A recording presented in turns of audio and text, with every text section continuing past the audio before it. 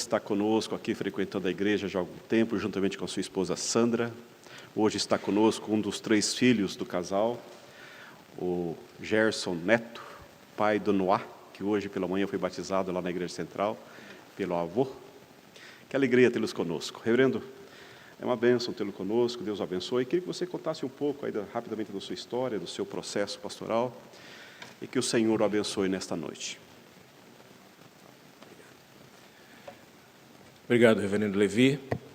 Agradeço ao pastor e ao conselho da igreja pela confiança de nos dar esta oportunidade de usar o púlpito da igreja, de trazer aqui uma palavra a esta igreja, palavra de Deus, e nos alegra grandemente poder partilhar com os irmãos a palavra de Deus. Eu sou pastor presbiteriano há quase 35 anos, completando em janeiro agora 35 anos de ministério pastoral, quase que ininterrupto, se não fosse esses 5 meses agora que nós nos mudamos para Curitiba e aqui ficamos sem um campo pastoral. Depois eu vou compartilhar um pouco sobre isso. Mas, além do pastorado, Deus também me deu a alegria e a honra de fazer um outro curso de psicologia na Universidade Presbiteriana Mackenzie, em São Paulo, e a partir de minha formatura ali, em 2008, também caminhar nessa jornada da ajuda psicológica a diversas pessoas, casais, família, jovens, adolescentes, ao lado do Ministério Pastoral, completando agora também em janeiro 17 anos dessa jornada na psicologia. E quando nós estávamos aí já, depois dos 30 anos de pastorado, a gente começou a sentir que o ninho estava ficando vazio, né? Nós tivemos 3 filhos, o Gerson Neto, que está conosco hoje, é o mais novo, a Jéssica, nossa primogênita, e a Selma Vanessa. E foram casando, né? E foram ganhando asas e mudando para os lugares onde Deus os colocou, né? Hoje o Gerson aqui em Curitiba, a Selma Vanessa em Joinville e a Jéssica no Rio Grande do Sul, lá na fronteira uruguaiana. E nós estávamos em São Paulo, né? E começamos a sentir falta dos filhos, que depois nos deram netos, né? 4 netinhas, e agora o Noah, que batizamos hoje, inclusive, na Igreja Presbiteriana de Curitiba. E ficamos naquele coração apertado, querendo ficar mais perto dos filhos. Estávamos, na época, pastoreando em Águas de Lindóia, São Paulo, uma igreja querida, numa cidadezinha muito gostosa, cidade turística, uma cidade assim de muita gente, né? 18 mil habitantes. Então, os irmãos mais ou menos imaginam aí a diferença, né? Aqui. Mas, por querer estar mais próximos dos filhos, então aceitamos um convite para Guarapuava, aqui no Paraná. E há 2 anos atrás nós fomos lá para Guarapuava pastorear a Igreja Presbiteriana Moriá, e isso nos aproximou bastante, né, do nosso filho aqui em Curitiba, nossa filha em Joinville principalmente, e foi um tempo muito gostoso, né, de vez por outra poder dar uma escapada no feriado, né, e estar perto deles.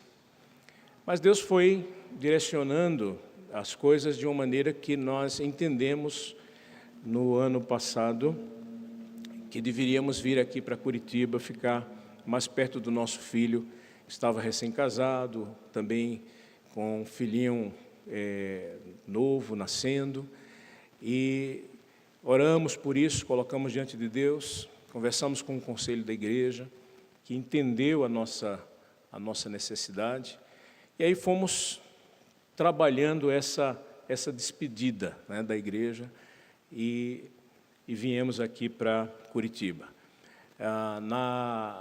Quando o pastor sai de uma cidade para outra, normalmente ele entra em contato com pastores, presidentes de presbitérios, em busca de campo pastoral.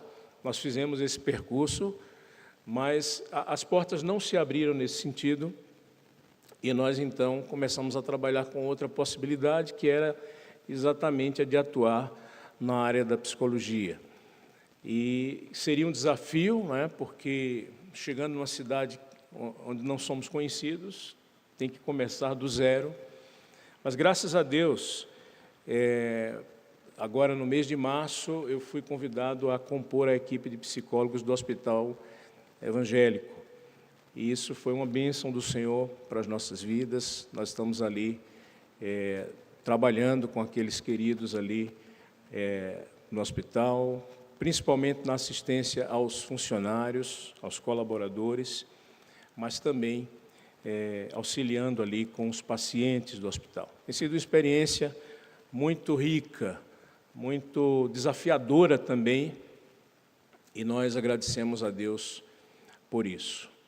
E, logicamente, precisávamos frequentar uma igreja, né? Não dá para ficar sem uma direção eclesiástica, e fomos conhecendo as igrejas, e viemos aqui conhecer a Igreja Presbiteriana Silva Jardim, e foi assim, quase que um amor à primeira vista, né, Sandra? O contato aqui com os irmãos, né? A acolhida também dos irmãos. O presbítero Enés foi um dos primeiros que nos acolheu ali, perguntando quem éramos e conversando.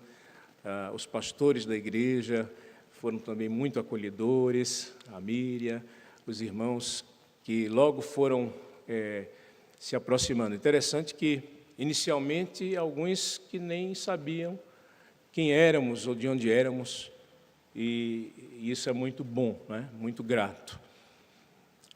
E nós estamos, então, servindo ao Senhor desta forma, e hoje trazendo a palavra de Deus, que nós desejamos que fale ao coração de cada um aqui, conforme a vontade de Deus. Para isso, eu convido você a abrir a sua Bíblia em 2 textos básicos para essa nossa palavra.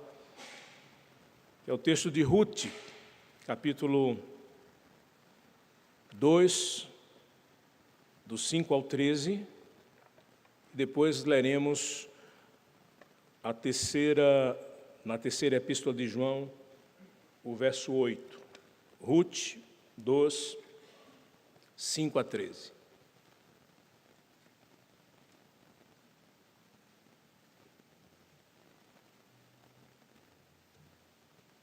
Diz assim a palavra do Senhor. Tinha Noemi um parente, 5 a 13, né? Depois perguntou Boaz ao servo encarregado dos segadores: de quem é esta moça? Respondeu-lhe o servo: esta é a moça moabita que veio com Noemi da terra de Moabe. Disse-me ela: deixa-me rebuscar as espigas e ajuntá-las entre as gavelas após os segadores. Assim ela veio. Desde pela manhã até agora está aqui, menos um pouco que esteve na choça. Então disse Boaz a Ruth: ouve, filha minha, não vais colher em outro campo, nem tampouco passes daqui, porém aqui ficarás com as minhas servas. Estarás atenta ao campo que cegarem e irás após elas. Não dê ordem aos servos que te não toquem. Quando tiveres sede, vai às vasilhas e bebe do que os servos tiraram. Então ela, inclinando-se, rosto em terra, lhe disse: como é que me favoreces e fazes caso de mim, sendo eu estrangeira?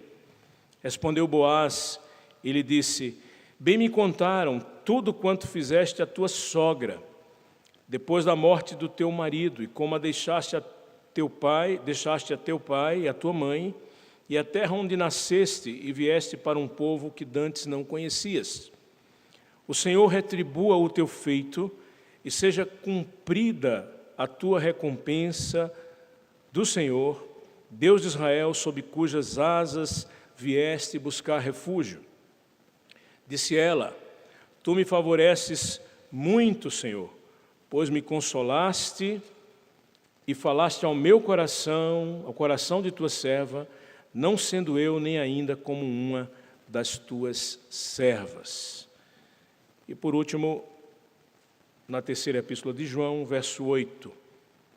Portanto, devemos acolher esses irmãos para nos tornarmos cooperadores da verdade. Que o Senhor aplique a sua palavra ao nosso coração. Amém? Vamos orar mais uma vez.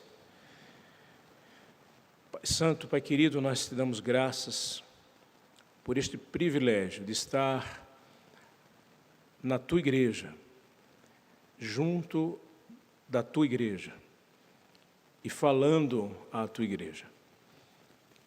Que, Senhor, o teu Espírito Santo seja aquele que vai abrir a nossa mente para entendermos o que tu queres de nós, o que tu queres nos falar e o que tu queres fazer em nós.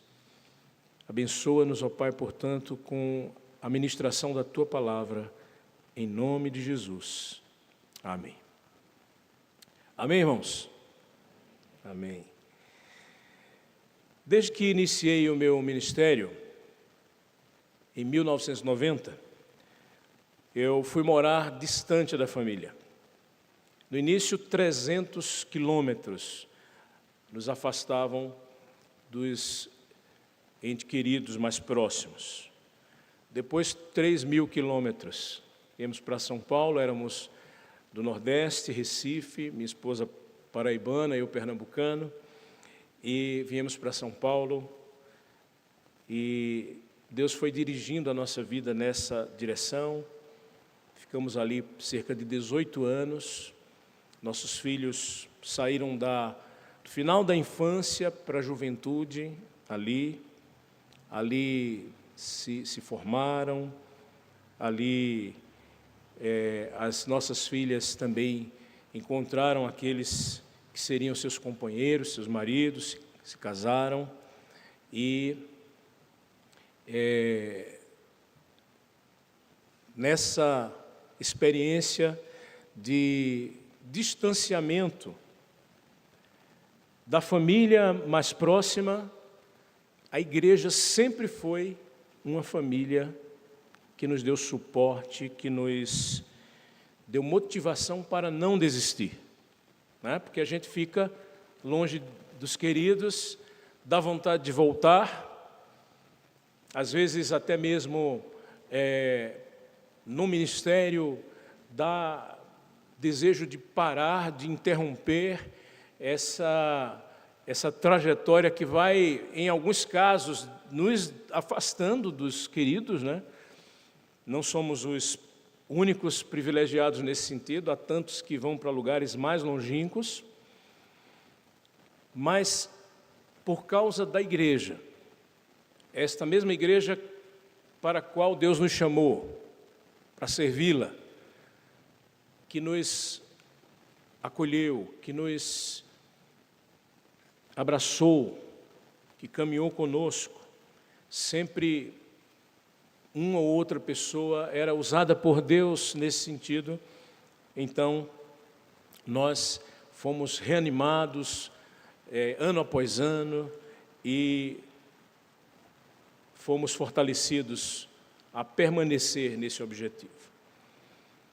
Recentemente, nós temos tido uma experiência aqui em nossa região, vocês bem sabem, da vinda de pessoas de outros países, pessoas que saem dos seus países por questões políticas, por questões sociais, ucranianos, afeganistãos, venezuelanos, há um tempo atrás, os haitianos, mas que ainda continuam vindo, e tantos outros. Isso sem falar, né, nas antigas imigrações. E essas pessoas chegam muitas vezes com carências, com necessidades. Vocês conhecem muito bem o trabalho da Missão Mais aqui em Curitiba, justamente dando esse suporte a famílias nesse sentido. Agora nós estamos vivendo essa calamidade no Rio Grande do Sul e vendo ali tantas situações de famílias desfeitas, de vidas, né, totalmente destruídas, e as igrejas são um dos instrumentos que Deus está usando nesse momento para acolher essas pessoas, para dar suporte num momento tão difícil e tão necessário. O nosso tema nesta noite, ele vai nessa direção. Ele procura trazer a perspectiva do papel da igreja como família, como corpo, para qualquer pessoa, tanto aqueles que vêm de longe e que precisam desse suporte, como às vezes aqueles que estão aqui já, e que a gente nem se dá conta que passam também por conflitos, por dificuldades, e que precisam da nossa presença como igreja, porque isso significa aquilo que o Senhor Jesus nos ensinou: amarmos uns aos outros, dedicarmos aquilo que tivermos para o outro, como amor prático, a fim de que as pessoas sintam-se queridas, amadas e auxiliadas em momentos difíceis da vida. Eu não sei qual é a sua experiência, né? Eu falei aqui da minha experiência, talvez muitos aqui sejam também pessoas que vieram de outros lugares e aqui chegando encontraram esse suporte, esse apoio. Muitos talvez aqui mesmo da igreja, da cidade, em momentos cruciais da vida, tiveram a mão amiga da igreja, do pastor, de um irmão que abençoou e que deu suporte. E isso é a constância da vida da igreja, pelo menos deve ser, não é verdade? E aí eu queria que você olhasse para esses dois textos que nós escolhemos, pensando nisso, o meu papel como servo do Senhor, o nosso papel como igreja do Senhor na vida uns dos outros. Os dois textos têm algo em comum, se você parar para pensar. Tem pessoas nativas e tem pessoas estrangeiras. E tem uma atitude de acolhida a ambos. Guarde bem isso. Acolhida àqueles que podem vir de longe ou podem estar bem perto, mas que estão necessitando do nosso amor. No texto de Ruth, Noemi era conhecida do seu povo. Ela estava voltando para a sua terra. E voltando em uma situação de fragilidade. Era uma viúva. E nós sabemos, né, se hoje a viuvez traz fragilidade,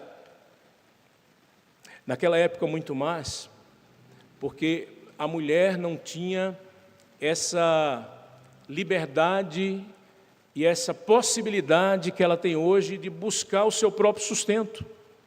Hoje muitas mulheres conseguem viver sozinhas quando acontece uma perda do esposo, ou até mesmo, infelizmente, uma separação. Mas naquela época era muito mais difícil. As mulheres dependiam tremendamente da figura masculina, e era necessário que alguém tomasse o lugar desse marido que se foi para dar um suporte à viúva. Noemi estava vivendo isso. E Ruth, por sua vez, era estrangeira, em igual situação de viuvez. Nós sabemos a história, vamos daqui a pouco detalhá-la um pouco. Mas além da situação de viuvez, a situação de ser estrangeira de estar num lugar onde ela não dominava provavelmente o idioma, a cultura, não conhecia as pessoas. E Boaz foi uma pessoa solidária a todas duas. Foi aquela pessoa que se preocupou com elas, foi sensível a elas. E no texto de João, são mencionados irmãos de fé, tanto nativos como estrangeiros. E esses irmãos são alvo do amor e do acolhimento por parte de Gaio, um presbítero da igreja, né? A gente poderia dizer assim, numa linguagem bem, né, popular, que ele foi um verdadeiro quebra-galho, né, para essas pessoas, porque deu um suporte, né, deu uma acolhida a cada um desses amados irmãos. Agora, o que é que nós aprendemos com essas duas situações? Primeiro, que existem pessoas com necessidades ao nosso redor. Talvez seja até melhor dizer assim, talvez seja melhor você dizer assim: existem pessoas ao meu redor com necessidades. Em nossa igreja, ou próximo à nossa igreja, Noemi e Ruth eram mulheres viúvas, como eu disse, recém-chegadas. Elas tinham uma trágica história de vida. O país de Israel sofreu uma fome muito forte, uma calamidade muito forte, e Elimeleque saiu com a sua esposa Noemi e seus 2 filhos, Malom e Quilion, para as terras moabitas. Era um lugar onde eles poderiam suprir a necessidade familiar. Mas, para resumir, tragédias muito grandes, ainda maiores do que a fome, abateram essa família. Elimeleque faleceu, e pelo que a gente percebe no início do texto, Noemi, por um período, provavelmente cria os filhos sozinha. Até que eles casam com 2 moabitas, Ruth e Orfa, mas também esses jovens morrem. E agora, não só Noemi, mas as 2 noras estão viúvas, estão sozinhas, estão carentes. Algumas pessoas bem perto de nós, por razões as mais diversas, também têm histórias trágicas para contar. Talvez você conheça algumas dessas histórias. Eu tenho na minha família, você deve ter na sua família. Quando a gente pastoreia a igreja, a gente tem contato com dramas de famílias, de pessoas, de casais, e isso toca o nosso coração de alguma forma. Você aqui na igreja certamente tem vivido ao longo dos anos essa situação de pessoas fragilizadas que se aproximam, que a igreja precisa interagir. Às vezes são problemas de saúde. A gente aqui, nos últimos 2 meses, acompanhou a igreja orando por várias situações difíceis de saúde, inclusive perda de entes queridos. Às vezes são problemas financeiros, pessoas que passam por essa situação, enfrentam dificuldades, ou então relações familiares com dificuldades. São fragilidades, são dramas na vida dessas pessoas. E sabe o que é que elas mais precisam nesse momento? De amor. Do amor da sua igreja, do amor de cada um de nós.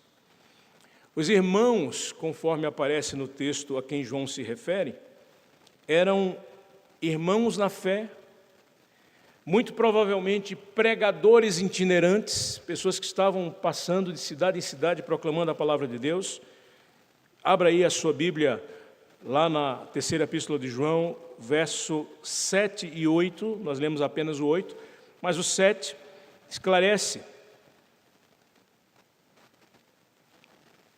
Pois por causa do nome foi que saíram, nada recebendo dos gentios.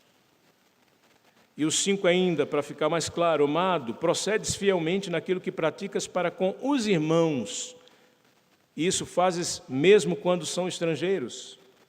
E aí se refere a esses irmãos que saíram por causa do nome. Que nome? O nome de Jesus. Por causa do compromisso com a fé, com a igreja, para servir a esse Deus na vida de pessoas, não tendo apoio dos gentios, porque muitos, inclusive, eram gentios que se converteram ao cristianismo, e aí eles perdem o apoio dos seus compatriotas e dos seus familiares. Portanto, devemos acolher esses irmãos para nos tornarmos cooperadores da verdade. Eles foram alvo, em um dado momento, de insensibilidade de alguns, inclusive de pessoas da igreja.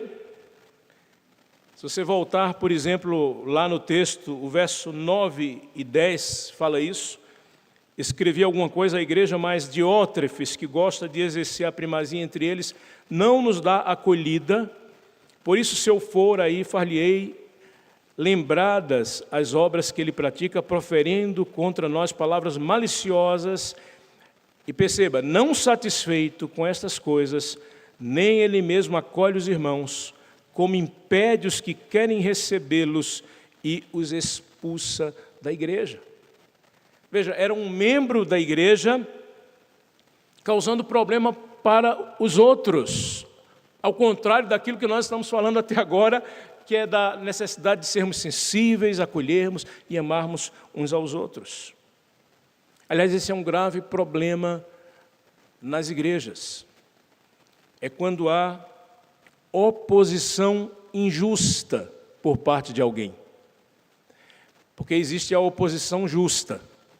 É aquela que aponta uma falha que nós temos ou que estamos cometendo, e essa pessoa se coloca como alguém que diz: não, você não pode agir assim, você tem que mudar. E é uma oposição justa porque está nos mostrando o caminho e a necessidade de correção.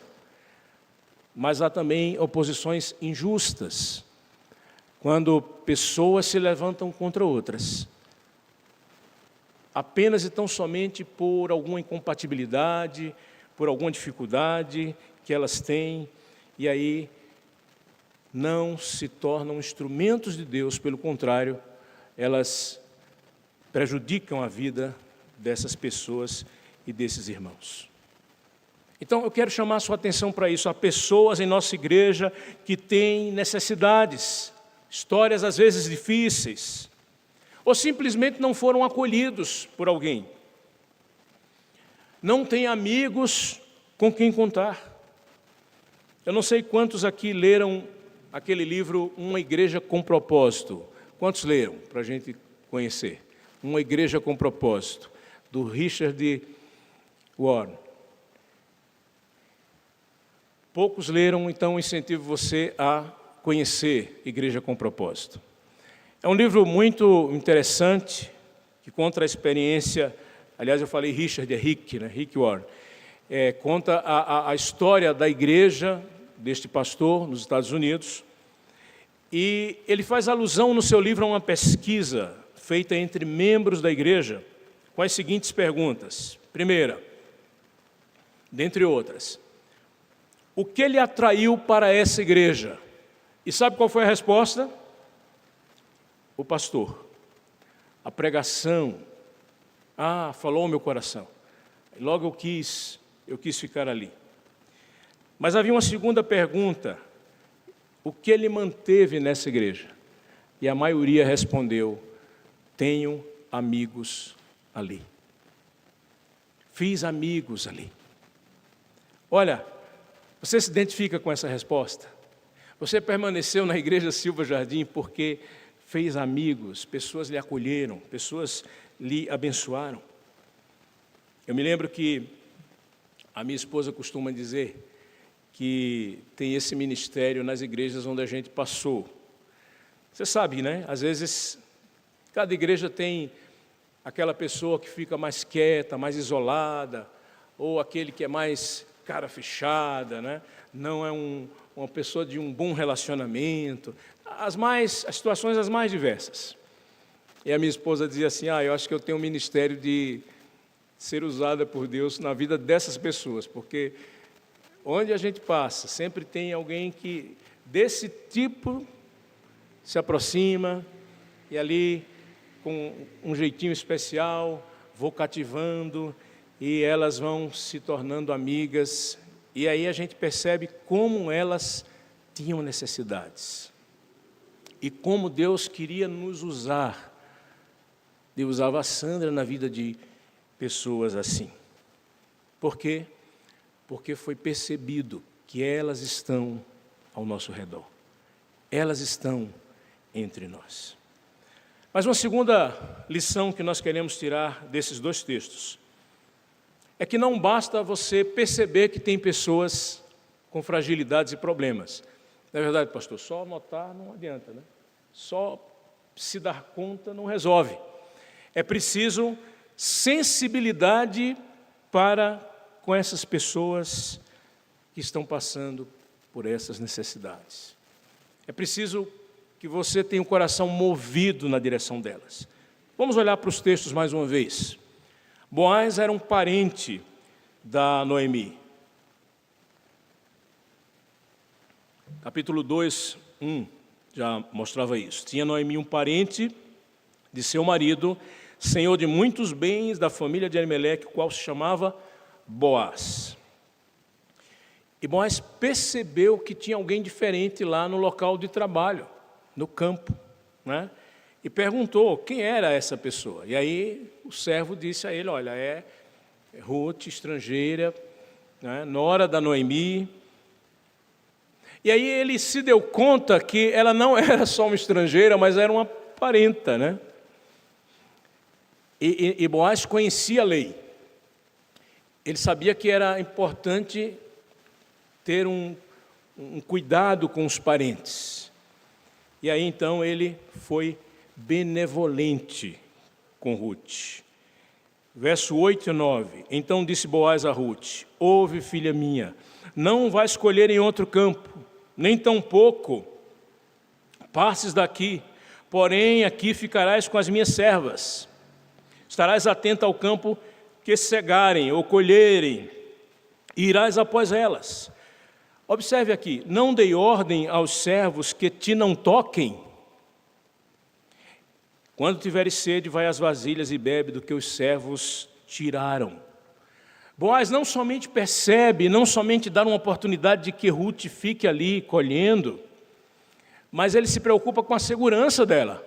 Ele diz para os homens do lugar, olha, não toquem nela, não façam mal a esta moça. E aí dá a ela um direito, que era o direito dos empregados, e ela não era empregada, de ir lá beber da água que eles também bebiam. Sensibilidade. Um ato, né, de amor prático, indo na direção dela, doando algo que ele podia doar a ela. Mesma coisa acontece com Gaio. Era um presbítero da igreja que era muito considerado por João, como nós vimos lá no texto. Era amoroso com os irmãos, discípulos de Jesus. E ele então procurou ajudar, procurou assistir, procurou acolher esses amados. Observe aqui, nós temos primeiro alguém que observou outro e percebendo sua necessidade foi generoso. O caso do Boaz. Mas a gente tem aqui o caso do Gaio, que pelo que o texto nos diz, era alguém que agia dessa maneira constantemente. Era o jeito dele. Era constantemente atencioso com os que precisavam. Veja, você pode ser ou um ou outro. Você pode ser um Gaio na vida de alguém, porque constantemente você se preocupa com a necessidade dos que estão ao seu redor. Mas você pode ser um Boaz, alguém que simplesmente percebe a necessidade do outro e vai lá e ajuda. Você pode ser alguém que apenas reaja. Se você não for alguém proativo, no sentido de buscar pessoas para ajudar, você pode ser, pelo menos, reativo às necessidades das pessoas, porque elas estão precisando da nossa acolhida, elas estão precisando do nosso amor. Quantas pessoas, irmãos, dizem que entram e saem das igrejas e não são notados? Você já passou por isso? Você já percebeu isso? Uma das nossas filhas contou essa experiência numa das igrejas que ela tentou frequentar. Entrava e saía e ninguém notava. Foi outra vez e ninguém notava. Não fosse o pastor à porta do templo, com quem ela pôde conversar, pôde se apresentar, ninguém saberia quem era ela ali. E isso não a motivou a ficar naquele ambiente. Mas em outro ambiente em que houve essa acolhida, houve esse contato gostoso, isso motivou. Eu já disse aqui no início um pouco da nossa experiência com vocês. Foi muito gratificante chegar aqui e ser bem recebido ali na entrada pelos irmãos que têm essa função, mas também por aqueles que não têm essa função necessariamente, dão um sorriso e dão um cumprimento, porque essa é a porta de entrada da igreja. Se a pessoa chega e você a recebe bem, ela se sente bem e ela quer ficar. E aí vem a outra questão. Talvez, e aí eu não conheço, né, eu tenho toda a liberdade de colocar aqui, como é que é a manutenção da Silva Jardim, da Igreja Presbiteriana Silva Jardim, a essas pessoas que são bem acolhidas. Porque tão importante quanto a porta de entrada são os cômodos da casa, né? Onde você se alimenta, onde você conversa, onde você está ali convivendo diariamente. E aí vem o encerramento desta palavra. O efeito produzido por essas atitudes de Ruth e de Boaz. Ruth chega, inclusive, a reverenciar Boaz sem entender por que ele agiu daquela forma. Se você observar o verso 10 do capítulo 2, então ela, inclinando-se rosto em terra, era uma atitude de humilhação, lhe disse: como é que me favoreces e fazes caso de mim, sendo eu estrangeira? Mas também diz a Ruth que ela foi consolada por Boaz. Verso 13. Disse ela: tu me favoreces muito, Senhor meu, pois me consolaste e falaste ao coração de tua serva, não sendo eu nem ainda como uma das tuas servas. Você sabe o que significa isso? A palavra utilizada por Ruth aqui para falar de consolação é aquela mesma palavra que Jesus usa em João 15:16 para falar do ministério do Espírito Santo, o Consolador. Aquela mesma palavra que Deus utiliza quando cria a mulher para dizer que ela será a auxiliadora idônea do seu esposo. Consolador, consolação, é isso que Ruth sente quando Boaz age na sua direção. Ela se sentiu amparada, se sentiu amada. E os irmãos a quem Gai ajudou? Eles, diz o texto lá no verso 6 da terceira epístola de João, que eles deram testemunho do que ele fez na vida deles. Verso 6 diz assim: os quais perante a igreja deram testemunho do teu amor, bem farás encaminhando-os em sua jornada por modo digno de Deus. Irmãos, quando nós amamos alguém, quando nós acolhemos alguém, tratamos bem alguém, essa pessoa diz para as outras, dá testemunho disso, leva para o outro que essa igreja é uma igreja que ama, que abençoa, que cuida. Eu diria que não precisa de muita coisa. Para alguns, apenas atenção será amor na vida deles. Convidar, quem sabe, para almoçar no domingo, ligar para saber como está, ligar para saber se aquele problema foi resolvido. E aí eu queria ressaltar para você algo muito importante para concluir. O tema mais presente na Bíblia, certamente é o amor. Amor na ação de Deus em nos salvar, porque Deus amou ao mundo de tal maneira que deu seu Filho unigênito para que todo aquele que nele crê não pereça, mas tenha a vida eterna. Há amor na nossa comunhão com Deus, em possibilitar que nós estejamos junto a Ele. Há amor na manifestação do Espírito, quando distribui dons, para que nós sirvamos uns aos outros na igreja, amando uns aos outros, edificando uns aos outros. E há amor no fruto do Espírito Santo, quando coloca em nós aquilo que precisamos para que possamos ter relacionamentos amorosos, acolhedores e saudáveis, provando assim que somos uma igreja, corpo e família. Amém? Amém, irmãos? Que Deus nos abençoe.